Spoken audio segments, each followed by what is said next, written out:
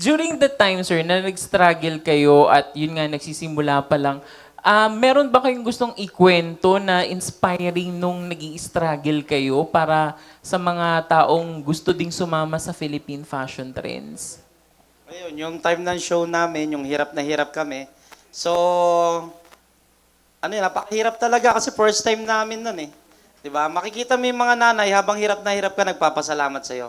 Yun, so mga naiyak sila, ganyan, kasi nga, nabibigyan namin ng pagkakataon yung mga anak nila. At the same time, yung mga artists natin, yung mga singers natin, dancers natin, kahit na medyo kilala na sila, at least nabibigyan sila ng chance makapag-perform sa big stage.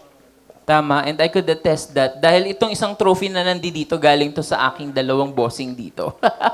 Utang na tayo